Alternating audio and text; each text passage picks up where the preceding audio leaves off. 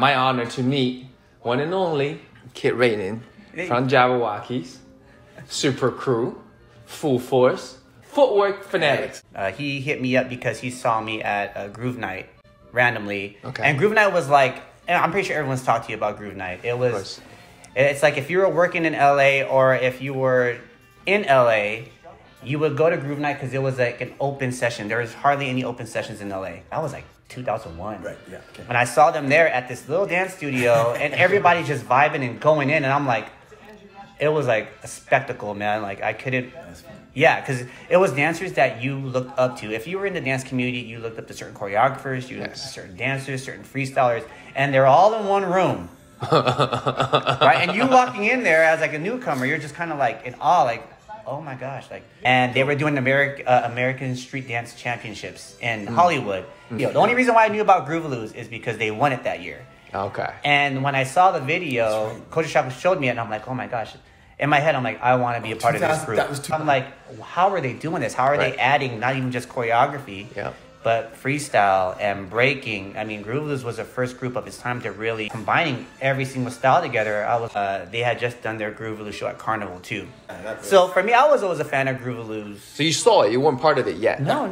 So you guys already started, but Raiden wasn't. I came into El Portal as just a swing. Just learning every track, you know. And that was the first time even Bradley was like, hey, what do you do? You know, he's like, I know you break and you spin on your head, but what else can you do? And I'm like, I do choreography. He's like, really?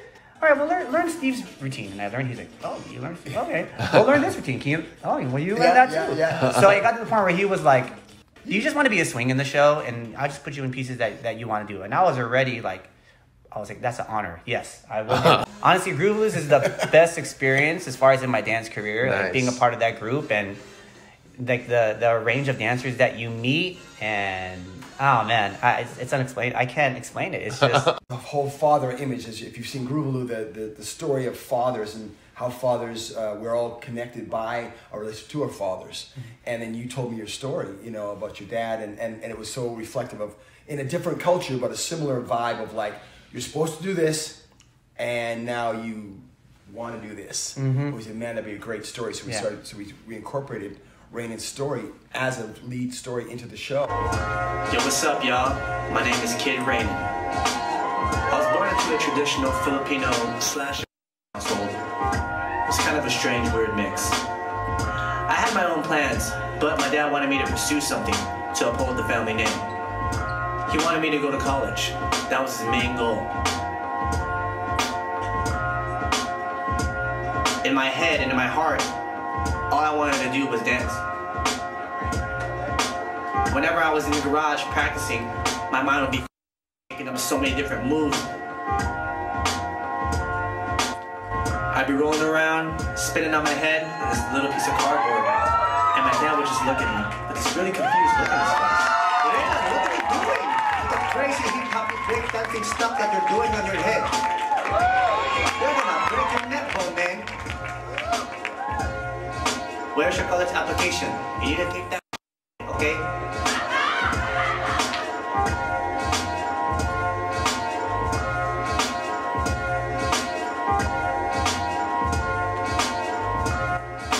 Whenever that college application went into my face, I would get blank. So my dad said, if I didn't want to go to college, I could do whatever I want to do, just not under his roof. In the creative process, I felt like very open to create. Rather, even though I was a new person in it, he was open to everyone. It wasn't just, these are my choreographers, you make it up and this and that. Bradley was so much like, we're all in the room. Let's create. Let's have fun, right? Okay. This might make sense with the story, you know, because, you know, we reflect our fathers. Like, you're a deep reflection of your father without you even knowing it. And imagine, I'm in my younger 20s. Yeah. I'm still at a place where I'm like, very much like this with my father. Okay. So it was pretty much all the story that kind of like synced up. It kind of synced up. The reflection of how we all reflected each other in our journey to find purpose and who we were, our identities, and the reflection of how our parents, that whole approval of dad and am I going the right direction, what path am I on. Everybody who had their personal stories got very emotional in their stories, which I think that's what made the Groovaloos show so unique. And whenever you watched it, you weren't just watching dancing. You were watching someone's emotion come out on stage at all times. When we came out with the show, I remember my dad coming to the theater. And I told Bradley, my dad's here.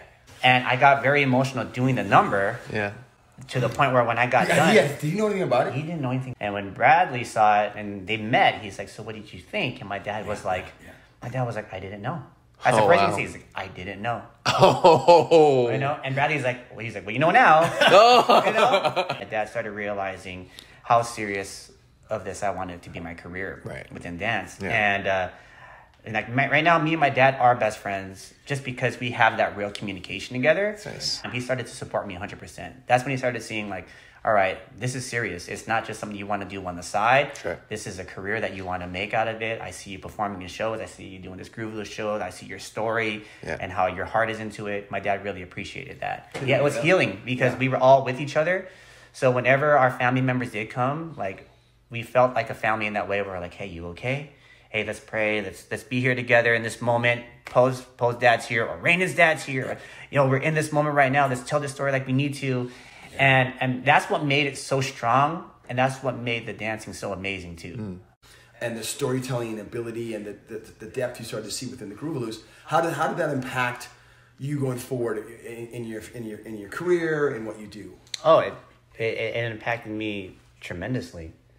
Being a part of the Groovaloos show and being a part of the group, it was eye-opening for me, right?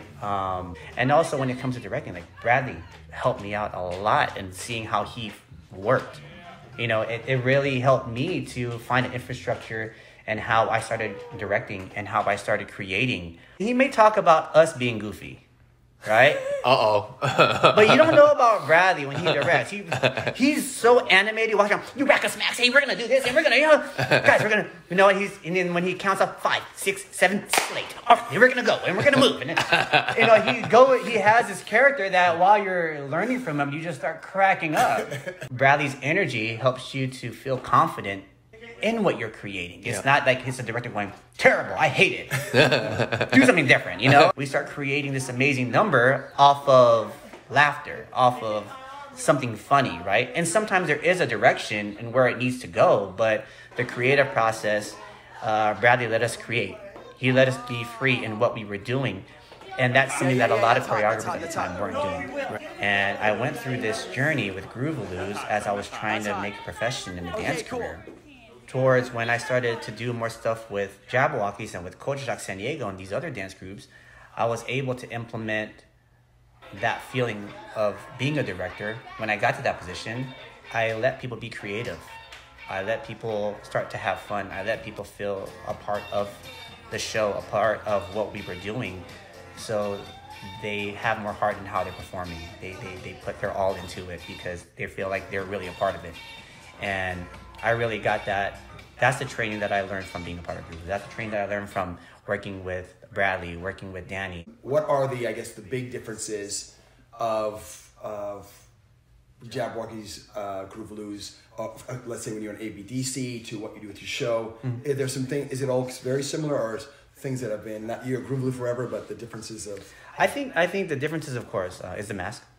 It's the mask. The reason why we started wearing the mask is to cover the individuality so people see it as a whole unit and as a group. The similarities, I would say, is how we create. And for me, personally, like, even some of the guys in JabbaWockeez, like, we looked up to Groovaloos and what they were doing because they started earlier than any of us when it came to putting shows together and creating. I mean, Groovaloos really was the first theatrical show that was very organized. I'd say maybe the only difference is in the Groovaloos itself. Of course, it's not having the mask, and I think that it was maybe just seeing everyone as individuals, you know, where when we did America's Best Dance Crew, right, even though they got to see our faces, we never wanted them to really know who we were, because ultimately the product is, and the mask is the biggest thing. 2008. 2008 was the first season. JabbaWockeez won the championship, and everybody knows it's becoming like the household name for dancers and just people that love dancing. So what did you think that it changed in terms of, you know, your lifestyle, anything after you guys won. You know, JabbaWockeez obviously became. It was a huge change. Yeah. So tell us about it. Like, there's a lot of ups and downs. Yeah. Okay. Right. It was unheard of to manage or handle a dance group. Right. You know, like I remember when the first thing that the manager told us, we went through a few managers that said, "You guys probably only got maybe like 3 months, maybe even That's a what year." everybody said. Oh, you know, wow. because I mean, there's no singer. True. You know, there's no front man. That's what people say all the time. How do we sell this, right? Yeah. It was weird. I kind of felt like the dance community shifted, and that's when, in a way, we started realizing, hey, we could do this ourselves. You know, it got to the point where like, even though like we could get backing from different people and different clientele and you know, different business partners, we still could do this ourselves. You know, and I remember when they did their off-Broadway show and we were touring, it was like. It was at a point where we were all at a certain level. And then when we finally landed the show in Vegas, I was like, all right, great. You know, without creativity, there is no business. Right. That's just the main focus. Like, if you can't be creative, there is going to be no business. There's a reason why they call it showbiz. It's because you need a show for the business to run. Right. After 2008, after you guys won the American Best Dance Crew, you guys were still in the learning process of how you, like you mentioned, go from like getting jobs from others, for example, like going to shows here and there, to like creating shows yourself. Right. That transition go from like just being like a crew to like creators of the show, and that's in kind of like 2 to 3 years period of time before you landed to MGM. And when did you get the? Oh man, we got it in 2010. First show, I remember MGM was just thinking we were just gonna go out there and do something very small. You know, we'll give you the David Copperfield Theater for 2 weeks. So it wasn't like a long-term contract at all. It was just like go try out. Like, try it out. And we went all in. We went, you know what, if we're gonna do this, we're gonna do this correct. Right. You know, with the works of Napoleon Tabitha, Super Crew helped us out with it as well. Bangers and Nick Noll was doing our music. We had some great people. We had a great team. That 2 weeks turned into a month. That month turned into 2 months. Keep building. Right now we're about to go into our 12th year. This is insane. I have to say that, right? Yeah. Like being in a show, like a lot of people don't understand. This is like a residential show. It's not like something that you can see maybe like in May, in June, and then like it's off for like another season or whatever, and they come back next year.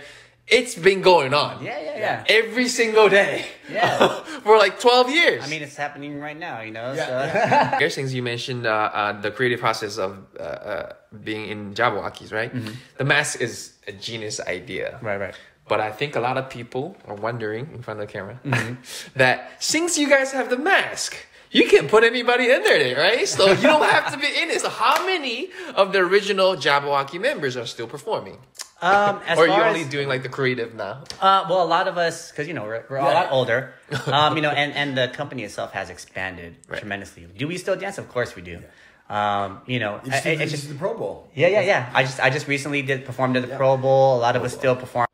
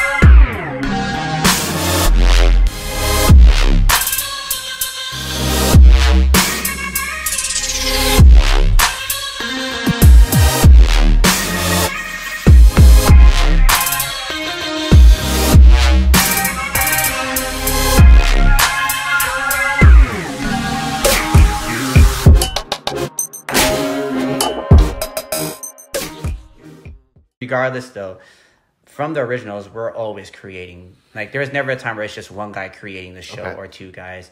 It's always the whole entire team that's in the room and creating it. We all make one decision. We talk as one. We walk as one. That's what we say, like, walk, JabbaWockeez, right? Talk as one. We walk as one.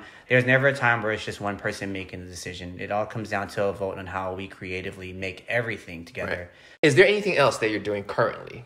Well, currently right now, of course, my main focus is my group. And I still love dancing. I practice and create every single day.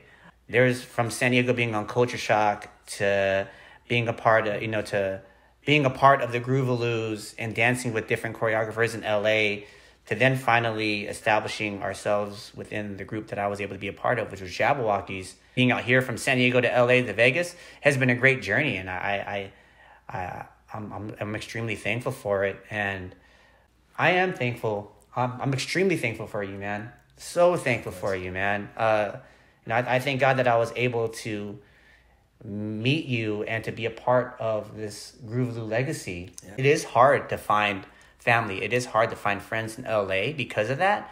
But then when you meet the right people, it's like it clicks. And, I was thankful to have met the members of Groovaloos because I still connect with all of them to this day. It's not like just a job thing. Yeah. Groovaloos for life. It's a community, man. Yeah, Groovaloos, yeah. All right. Thank you so much for being in the show, and wish you and JabbaWockeez the best for the future. Definitely. And thanks for the show, man. Dude, thank you so much. You. Appreciate it, man.